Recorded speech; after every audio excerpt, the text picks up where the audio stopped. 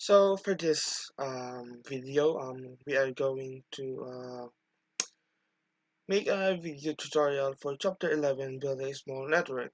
So as we know, there's a lot of things we need to focus on when building a small network. So those things are network design, security, basic network performance, and network troubleshooting, so that we can come up with a good and reliable network.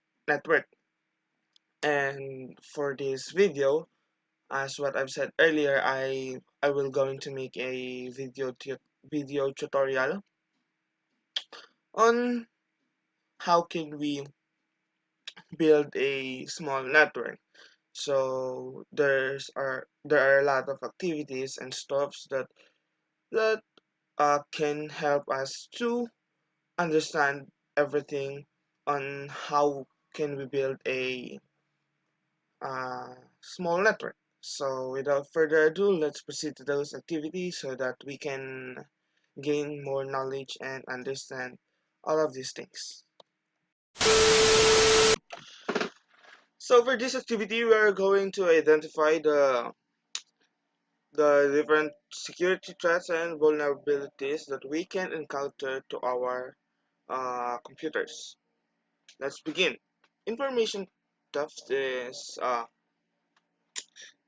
okay. Let's first base on these things on answering these things. Okay. Now, sending a virus to format a hard drive, it's data loss and manipulation because the virus can manipulate the hard drive. How can I say? Virus can spread through your hard drive until it fills all of your it fills the size of your hard drive. Example, the virus can duplicate itself, so it can continuously grow and eat your hard drive memory like that. I think that's how the BIOS works. Then altering data records is data loss and manipulation, because altering data records, it's like the data that you have saved, it can be it can it can be lost, and it can be altered. So next, preventing legal users from accessing data services. It is a disruption of services. It is a disruption of services. Now, so I will change my explaining strategy. So I will answer all of this first before I explain everything. Okay? Still in scientific research reports, but this too I won't explain it because I already explained this too. So the rest I will explain it after I fill all the answers. Stealing scientific research reports is information theft. Stealing, stealing a company's user database, it's also information theft.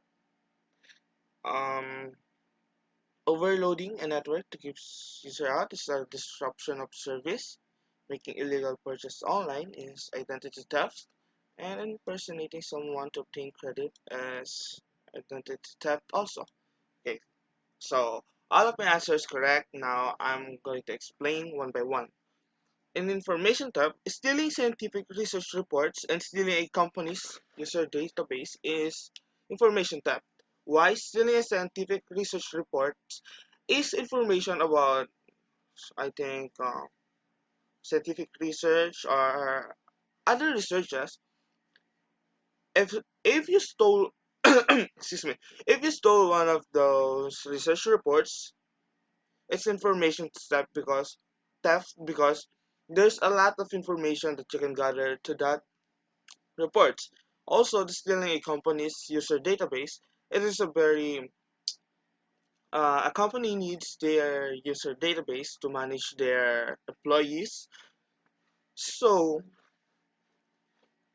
to manage their employees and everything about the company. So stealing those companies belongs to information theft because they're stealing information about the user database of a companies. Next is identity theft, making illegal online purchases and impersonating someone to obtain credit. Uh, Making illegal online purchases is identity theft. Why? It's because maybe someone who who stole your identity can buy illegal online purchases online, and also impersonating someone to obtain credit, like hacking credit card. It's identity theft because oh, no, my explanation is wrong. Impersonating someone to obtain credit as identity theft, like the posters on Facebook. They some of them gain credit because they impersonating someone. And last is the disruption of services, preventing illegal users from accessing data services and overloading a network to keep out users. This disruption of services doing is they they will disrupt the users doing on their computer. Example, browsing in web, uh, and there's a sudden loss of connection, or that is an overloading a network to keep users out by makes the internet slow, so overloading the network to keep user out, and preventing legal users from accessing data services like that. And proceeding to the next figure, it is the part two of security threats and vulnerabilities. Also, this is the vulnerabilities here on the right side, and on the left side is our choices that we are going to put on these things. So let's begin. Able critical cables and components is for maintenance. Control temperature and humidity is environmental. Control access to console ports, it's hmm, I think it's maintenance. Um, Use security cameras, it's hardware. Create positive airflow, it's environmental. Install redundant power supply, electricity. Yes. Um, Lock up devices. Oh, this will be hardware, and this will be here.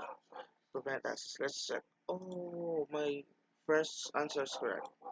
Okay, let's um let's explain why this two is wrong and why the other is correct. Hardware uses camera, and it must be lock up devices, prevent unauthorized access. So, to protect our hardware, we must use security cameras maintain the to maintain our things secured, and also lock up devices prevent and we should lock up okay, let's exchange this too. Okay, so we should lock up devices to prevent unauthorized access. Why? uh, we can simply example, we have a server. Our server must be protected on a second floor of a building. It's for security purposes. Then locking up our device and w- securing the securing the device lock so that the authorized personnel will be able to interact with those devices inside the room. So this too may avoid some uh, some things that might that might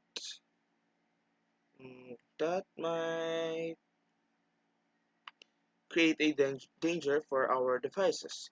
So next is environmental. Environmental control temperature and humidity, create positive airflow. Environmental is on how we how we maintain the how we maintain our devices based on its surrounding, like that, because controlling temperature and humidity and creating positive airflow is part of that. Now next is an electrical is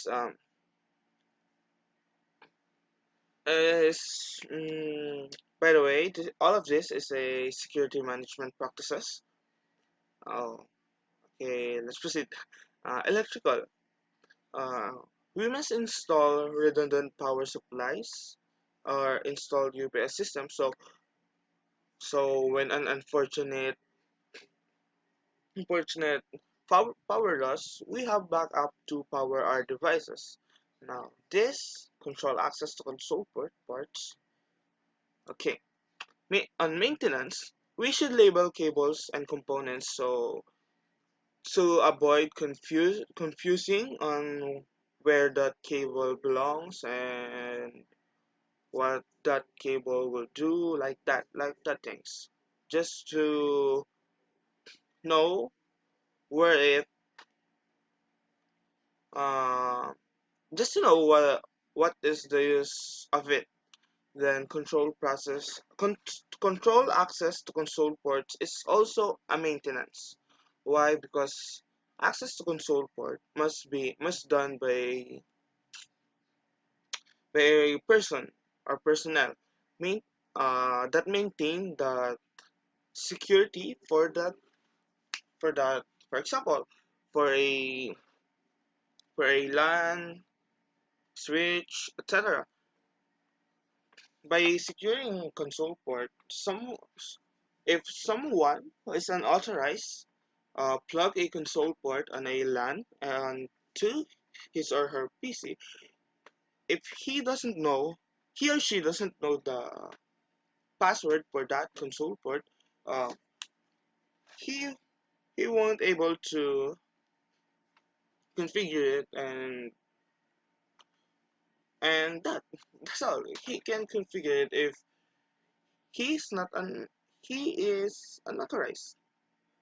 So this is the end of of my video. I hope you learned something. I hope you understand what I've said, and thank you for watching, and peace. So in this video we will we're going to do an activity about types of attacks. Types are example virus, worms, access. These are example of the attacks, and this are scenario that will will distinguish what attack it is. So what are we waiting for? Let's begin. Um, the first scenario is a computer is used as a print server for ACME Incorporated. The IT staff failed to apply security updates to his computer for over 60 days. How now the print server is operating slowly and sending a high amount of malicious packets to its NIC. It's a worm. It's a worm. It's a worm. It's a worm attack because having an avoidance of uh, of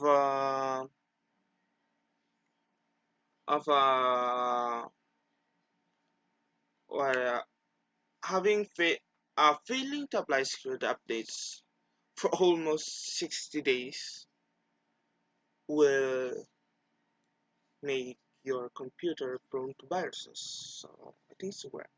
Uh, Next scenario is Sharon, an IT intern at ACME Incorporated.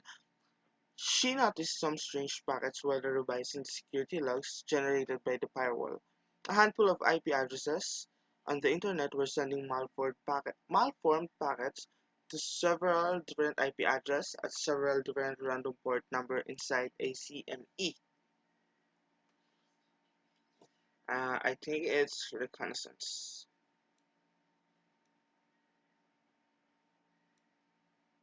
So it's correct. Now let's proceed to the next uh, security attack scenario is Jeremiah was browsing the internet from his personal computer when a random website offered pre-program to clean his system. After downloading the running the executable, the operating system crashed. Crucial operating system related files had been corrupted, and Jeremiah's computer required a full disk format and operating system reinstallation. So it's a virus.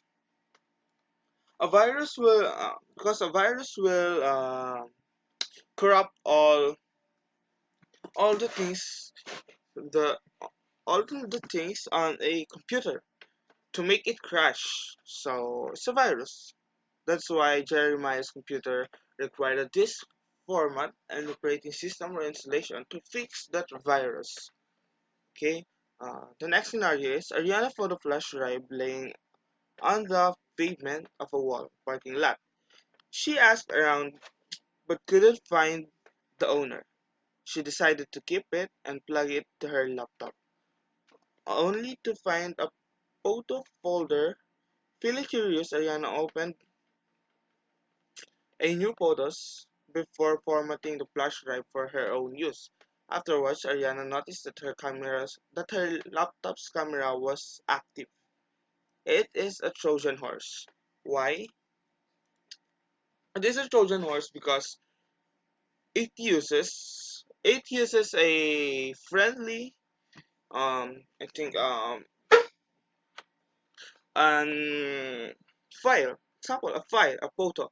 It uses a photo that if you access that photo, it will going that when the start that when the attack begins. So that's why her laptop's camera was active after he opened that photo. Now let's proceed to the next figure. The security attack scenario is Angela, an IT staff member at ACME Incorporated, noticed that communication with the company's web server is very low. After investigating, she determined that the cause of slow response is due to computer and internet sending a very large number of malformed web requests to ACME's web server. It is a DOS or denial of service attack. It is um, because having a slow response due to the computer and the int is due to the computers and the internet because it sends a very large amount of malformed web requests which make the internet slow. So it's a denial of service attack because that the service it attacked the server no it attacked how the service interact with the user, like having a slow internet, slow PC. I know, not slow PC, just slow in internet. That next scenario is George needed to share video with a coworker. Because of the large size of the video file, he decided to run simple FTP server on his workstation to serve the video file to his coworker. To make things easier, George created an account with a simple password file and provided it to his coworker on Friday. Without the proper security measures, a strong password and IT staff surprised to learn on Monday that George's workstation compromised and was trying to upload where it is accessed because of the security of the of what do we call it? Poor security measures. The the attacker was able to access easily the computer and gather data. Now, mm, that's all for this activity, and thank you for watching. I hope you understand something on my simple explanation about this activity, and also I hope you learned something from me. Thank you for watching, and peace. Okay, for this activity we are going to do show commands.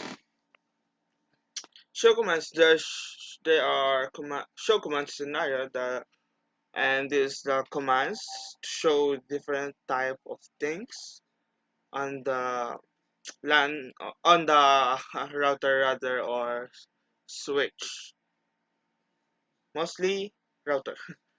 Uh, let's begin. Users you suspect there is a problem with the current switch configuration. You want to see the state configuration so that you can compare it to what is running. So it will be show startup config because example, you already configure the switch or router, and you already saved it, and you done another configuration. So to to, to compare it to currently running, you will going to type to the privilege exec mode show startup config, then it will show up the configuration that you've saved before you configure it again. I think it's very clear. Okay. Next scenario is you are on call with the Cisco technical assistant personnel. They ask you for the switch iOS name, RAM, and VRAM and flash available. They also ask for the hexadecimal boot location. So it is show version. Why? Because show version will display everything about the intermediary devices that you're using. That's simple. That's simple. Next is you are running the EIGRP routing protocol and need to know the update intervals, what active interfaces and network are being advertised by the router. It's show IP route. Because show IP route will show you everything about the routing on the router. Example, the if the address is EIGRP or in a remote connection or in a direct connection, like those things. And that's all. Next is you cannot get to the internet. You need to find out your router has a path to the internet and which protocols are being used to provide the paths. It is show IP protocols. Next, your network documentation really needs to be updated. A quick listing of the IP addresses of your router in relation to their MAC addresses would help finish the task for coding purposes. Okay, show ARP or address resolution protocol because it will show us the MAC address of the computer and I think also the IP addresses. Next is a switch the closest intermediate. This is the last intermediate device to you. It has 24 ports, the fast Ethernet ports, I think. Uh, you want to see a simple list of ports being used, their status bill and IP addresses to switch. It is show IP interface brief in for interface short term per interface because show IP interface brief, it will show you everything about the ports if the ports is up or administratively down or down at all, like that. It will show you if the VLAN has the VLAN one the VLAN IP has an IP address or not. Then it will show you if the protocol is up or not or down. Let's check. Okay, it's correct. So that's all for my video for today. I hope you understand something from me. I hope you learn something new, and thank you for watching this video. I hope you like it.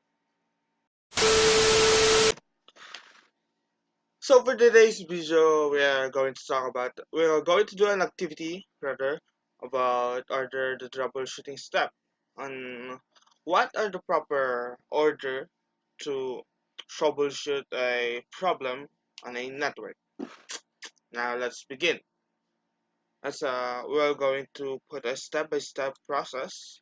The first step is specific doings, and we will show if we will and after sorry after we put all of this here, we will able to see if our order is right. So let's begin. I think the first troubleshooting step is identify the problem, then establish a theory, establish a theory, and next is test the theory to determine the cause. And step 4 is establish a plan of action to resolve. Step 5, verify full system functionality. Okay, okay. As we can see, all of my ordering is correct from step 1 to step 6. So step 1, we should identify the problem. We should look what the problem is, uh, what the problem tends to do, what the problem and what is the cause of the no, what's not the cause of the problem. Now the step 2 is establish a theory of probable causes. We'll think of a something about that problem that we think that it costs to make a problem. Okay, and the step 3 is test the theory. On the step on the step 3, we're going to this we are going to apply our theory to determine the cause. Then the step 4, establish a plan of action to resolve the problem and implement a solution. We're going to plan everything that everything that we're going to do to solve the problem. And step 5, verify full system functionality and implement prevent measures. If somehow we manage to fix the problem, we must verify it and implement preventive measures to avoid that problem again. Step 6, document findings, actions, and outcomes.